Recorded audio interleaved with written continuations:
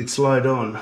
You should check here, anything is fine. Oh, now this should go on. I'm from Finland. Volkswagen Caravelle Syncro. I am Sami and I want to be Overlander. Rebuild my ego. Hello from Wanna Be Overlander YouTube channel.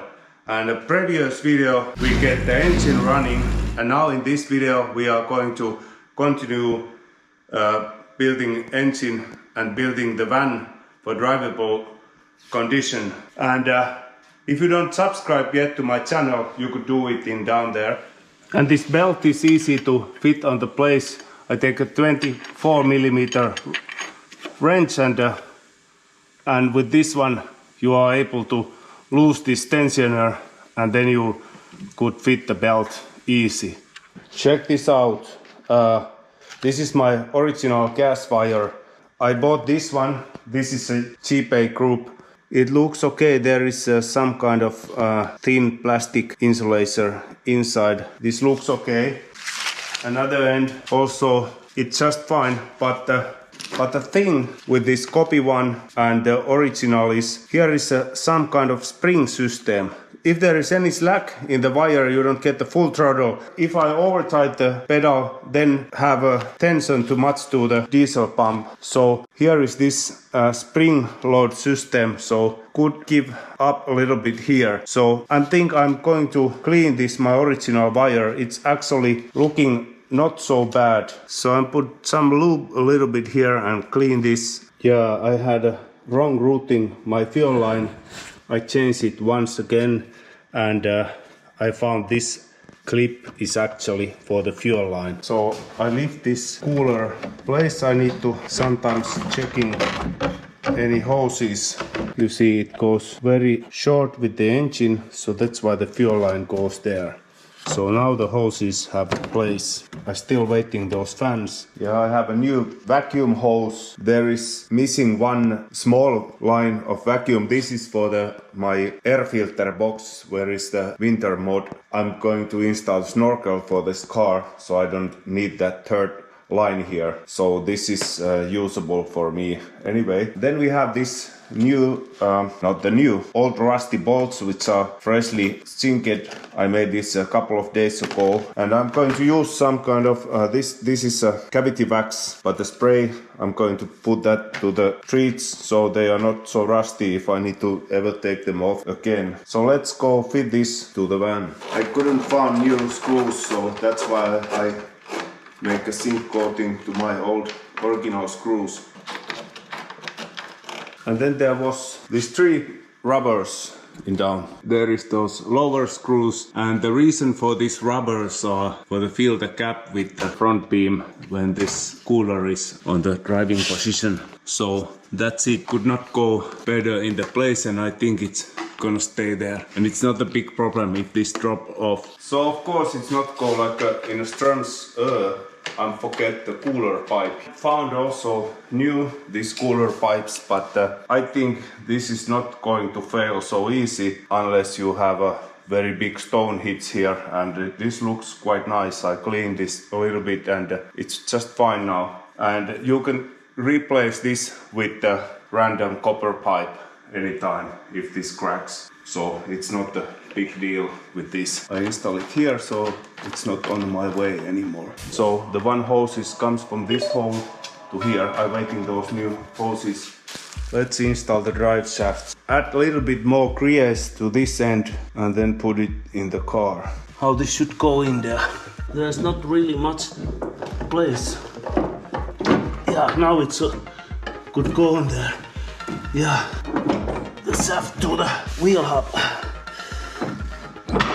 Yeah, it's light on. You should check here, anything is fine. Add there more grease and then wiping excessive off, and then it should be just fine. I really don't have place for filming here, but I'll show you later how it goes. I put the lower ball joint bolts on the place. You remember, I have always new bolts. And the next thing is put this shock back on place, so because this holds the This is very tight. This holds the control arm on the right level. So lift this arm and add this bolt on the place. The next thing is put the drive shaft bolts on. It seems to be these bolts are easier to fit from this way. I'm using a little bit blue Loctite because these bolts really tend to open. Yeah, these bolts are okay to fit from this way. If you lose bolt here, you probably broke the oil pan. If anything goes fine, a couple of 100,000 kilometers, I don't need to touch these drive shafts. So this is my tool here. Another end is in the floor, so it's 80 newtons. And first one, second one, then the wheel. Yeah, now all done. Then I need to tightening the lower ball joint bolts. I use this kind of bolt where it's a separate washer. So I think this is better for tightening and easier to opening. Perhaps I tightening this the last when the car is on the wheels. Just take the empty off here. And this drive shaft retaining bolt is 150 newtons plus 90 degrees. From here to here. 90 degrees. And perhaps I'm not able to turn it. 45 degrees. Yeah, that's it. That's it enough. Definitely it's not going to anywhere. A little bit more. Yeah, that's it. It's about 90. This is much higher now because I turned the torsion bar to 8 centimeters where it was. Right side is already done. And really this is not so hard if you know what's to do. Blue Loctite already in the bolts and bolts are on the place. So, yeah. Second. Now the drive shaft inner bolts are tight, then the lower bolt joint 55 newtons and 90 degrees angle tight. First bolt, second from here to here.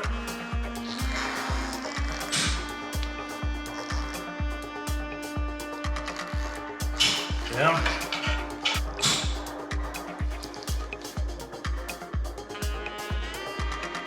Yeah, that's it. I make this socket for the fuel injectors. If I could make it a couple of centimeters longer, I can use it for the torsion bar all the way. Now I need to use also wrench, start to use another tool. Now it's perhaps about 60, so I need 2 centimeters more.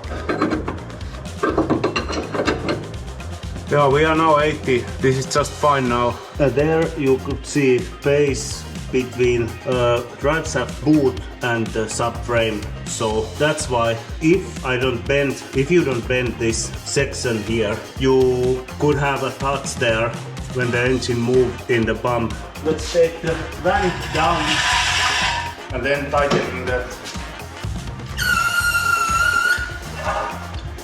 bolt. Yeah, I had wrong bolts, 8.8 grade bolts, which I get from Overland bus, but he nicely sent me the correct one, 10.9 grade bolts.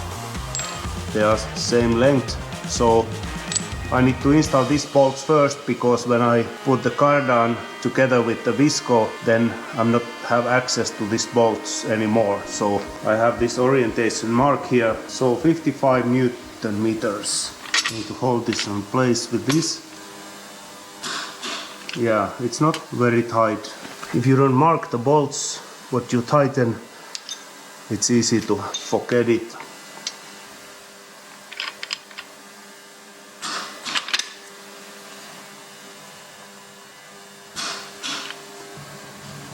So I'm start to prepare Viscous installation.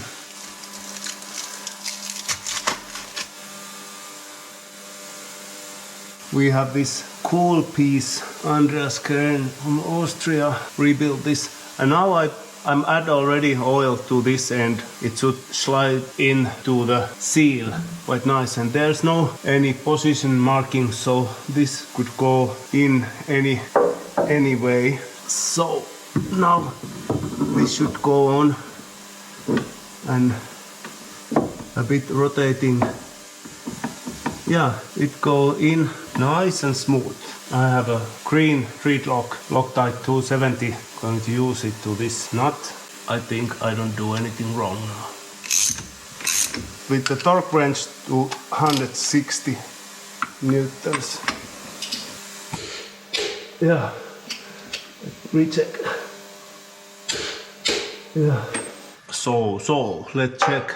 Do I ruin this seal? I have this kind of brass pipe fitting tool, and this is perfect size. Add some masking tape here so it's a bit softer. So in this way I'm going to try to drive this in. Then we have this Volkswagen, some kind of dish fit sealant, and you could see the part number there. This comes together with the Andreas Kern with the Viscous coupling, rebuilt Viscous coupling. So I think this should add this mare inside, fill this gap. There is this tiny amount this, and it should be enough here. Going to spread it a bit here. This grease on this lid here, because instructions say add this grease to the lid. So now we have it in the lid. Yeah, it's more in from the down. I think it's fine. It is there. Original bearing, support bearing bolts was this kind, 10.9 grade. I get this bolt set for installing all these parts to the car. The bolts are 8.8 grade bolts, so I'm not going to use from this set only these thick washers I found from local hardware store, 10.9 grade bolts. So my brackets are painted, so I'm going to install this to the car, so then I can fit the propeller shaft. It's a 30 newtons, all bolts.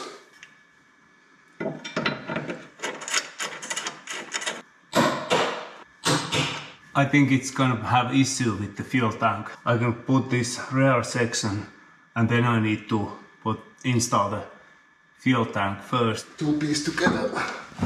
So yeah, this way. No, this way goes in.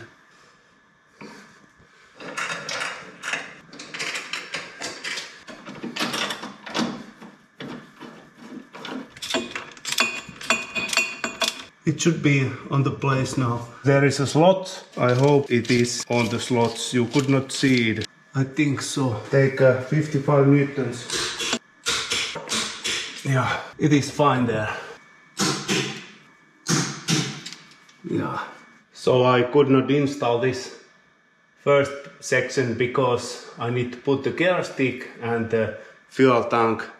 So I have my diesel heater, which I'm planning to install under the driver's seat. But this long head bolts I need to replace. I'm already ordered from China, new one, because there is really tiny place for this heater, but I'm able to install it there. And the second thing is I'm check with the fuel tank, and there is a really tiny place where I need to install the exhaust. I need to little bit rerouting these cables, drop them down here beside of the brake lines, so then I can have an exhaust pipe goes to that corner, so it's a little bit away from the fuel tank.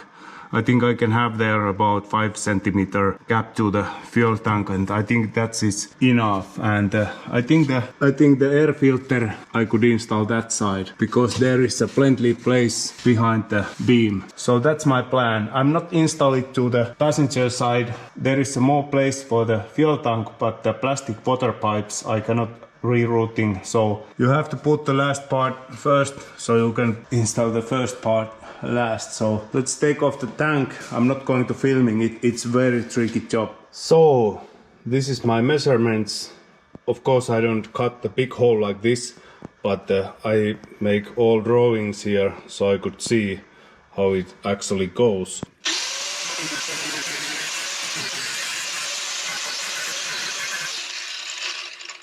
Yeah, this is my cut. Next thing is I'm going to tear off this insulate material here and just checking how it goes. It goes quite nice here. Just the testing. Yeah, the bolt heads touch. Then I just need to bend the exhaust out from the torsion bar.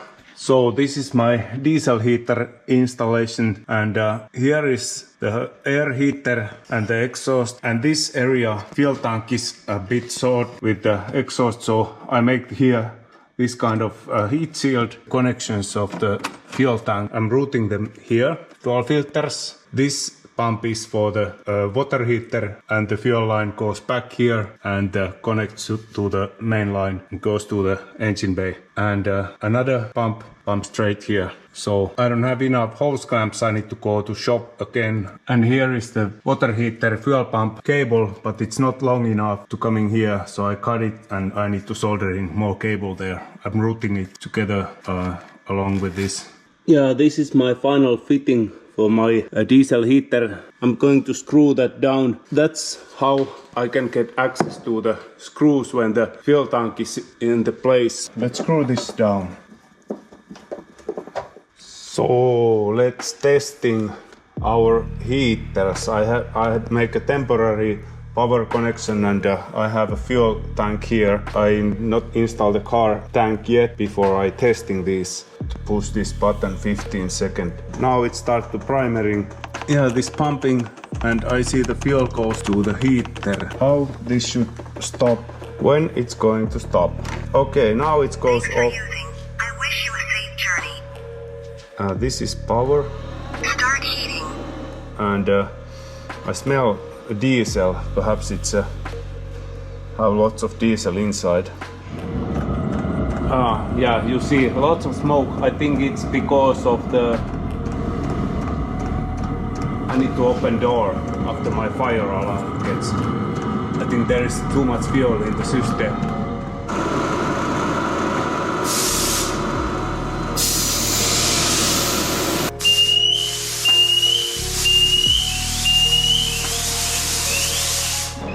Now testing another heater. Now it's on and the water pump is pumping.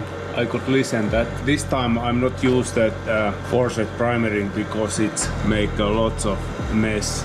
Yeah, it start pumping. But obviously there is air in the system. Now the fuel is start to coming. Now there is an error code because there's no fuel. So now it start to have a fuel. I don't want to have that big smoke anymore. I feel already.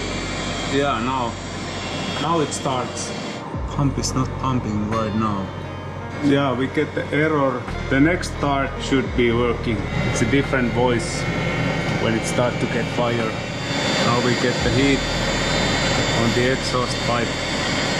Another heater now is full of diesel, so that's why there is smoke. Definitely this is working. Pipe get hot. There is a couple of degrees rising, so this is success. I'm overprime my heater, and now I'm going to have a new test run without pumping more fuel to the burner, but it smells diesel a lot now. Let's get an error. Let's make a new test drive, and when it fires up I need to take off hose. But now there's no smoke. I don't know what happens. It's gonna have some kind of error, I think so. It starts to pumping alone. It's make I think it's take a second attempt to start. So I'm lucky. I just have time to fit the pipe back. And let's see the new startup. It's possible that my heater comes with the wrong diesel pump, so I'm gonna try this smaller pump, 22 microliter pump. Air heater comes with the 65. I changed the fuel hose and the connector to the smaller pump, so we will see now. Right now it's much less smoke, and now I'm going to change it back to 22 setting. Now it's in setting 22 and now no smoke. It's smoke is about gone now. It's still a little bit smoky, but I think now smoke just come out from the silencer. Let's make a test run, perhaps number 8. I clean this exhaust muffler. So now we have this, I think it's a 22 microliters per cycle what it pumps, and another one is 65, so it's way too big and there's no settings. I need to find a new pump and then it should be fine, but let's see now.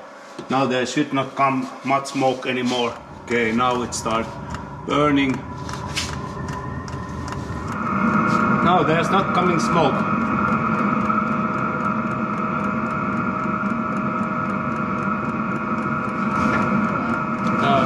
Wait a little bit, it goes full power. Now it's burned full power. Now heater say, I think this show anything is fine, it burns. There is hot air flow and not any smoke anymore. I need to order one proper size pump so I can have both heaters working. So now we run it with the full power, and this box stays nice and not hot and little bit warm in here, this rear end, but the front end is cold. If I make a measure, it's 132 Celsius, 200 degree, so it's quite hot here. The heat shield not get hot, it's bit warm but not get hot so much. I think it's not have power to heat torsion bar. I think we don't need to worry about that. What happens if we drop to the minimum level? Yeah, it drops the airflow down. So now we go to absolute minimum. What about the exhaust? It drops when we go down in the power. Level type sender, fuel level sender T4 diesel. I have a seal here, and here is the new sender unit. I hope is it same. Oh, ota huomioon, have Finnish language also here. Installation only by the trained staff. It's so tight, so perhaps it's not easy to open. Yeah, now it feels like it rotates. Yeah. So, but definitely I'm going to save this video. I think the new one is also video. Yeah, it's a video for the part number. So the original seal is in so good shape, so there's really no need to change this, but I'm already buy new one. This is from Top Run product. It looks absolutely same, just a bit oil here. I think this arrow is pointing the way where the pipe should go, and anything should be fine and clean here. I don't know what is this one. Perhaps there is some kind of valve I could fit this in. Yeah, and this rubber stays now. Then we rotate this. This should turn easy. This plastic against the plastic. If this leaking, then we just need to tighten it more. Then we save old parts because these are not broken, and let's go fit the tank to the car. It's not easy to get this tank under the van because it needs to lift so high, so it's unstable now. Do this couple of times, you see the filler neck is here. So now we are able to go under the van without crushing the tank. And now the problem is to get this wood block under the van. Where are we stuck? Where are we stuck? Now it's gone. Now I'm starting getting there without violence. I make some modification more to the exhaust pipe, and now I'm able to install this bolt without violence. So we are getting pretty close. little bit deep curve in this hoses, but what can I do? Of course I could put the longer hose there, but perhaps they are fine if I use a chip tie here, because I have this T connection and then another T connection, so that's why I could tighten this a bit. Hope I don't need to never come back here to open this, and my hoses are fine here. These plastic lines are free here, and screw heads not touch the hoses. But so that's it. Cover here, but I have something to do under one bit more. Yeah, I'm installed too early this propellers have, because now I need to take it off, installing tank straps, and I'm used the original bolts. They are 10.9 grade, not the 8 grade, because the tank straps go to same mounting point here. Definitely easier to do if the propellers are not there, so it's not have any tension. Now I can take off this wood block here. I think this is coming like this here.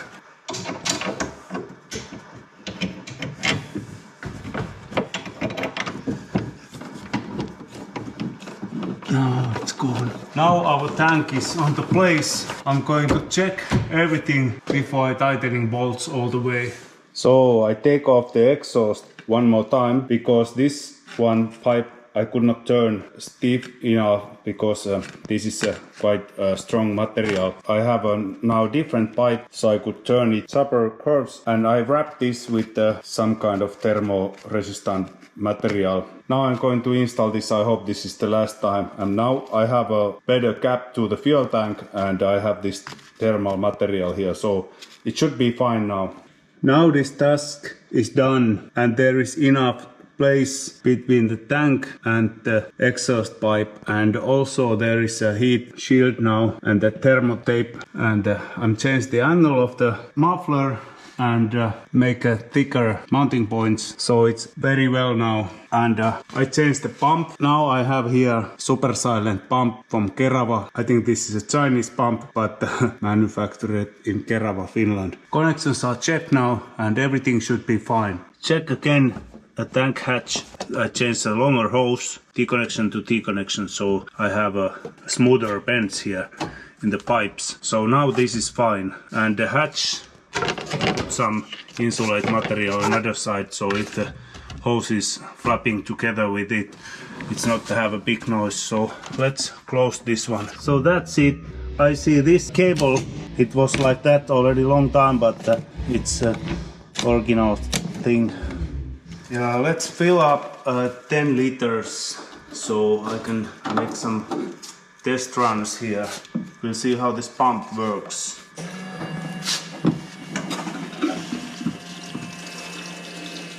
Yeah, it seems to working. We started from here, and it's quite fast also. We're quite impressive with this pump. Yeah, that's it. So the test run is going.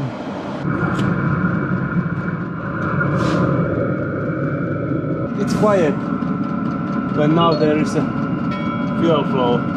This is a quite weird thing, because it's a very hard plastic in down, but the soft rubber from up. Okay, let's try again. I'm already have a color damage there, but let's try to put the lubricate here to this edge, because it's not flexible in here. Perhaps we are now able to install this, and I'm put also this lid. Yeah, it was quite hard to put on the place. Need to force it there.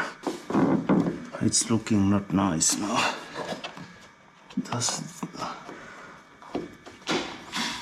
Definitely this should be more elastic, I think so. Yeah, now it's on. It's looking not quite nice. There is something definitely. I'm not sure where the slot is. I think now it's on the slot, because now it's not turned anymore. Perhaps these have two big screws, so perhaps I don't get enough adjusting, but let's see. So now we should check the gap. I think it's already perfect. It could be a little bit back, but there's no place with this washer, so let's see.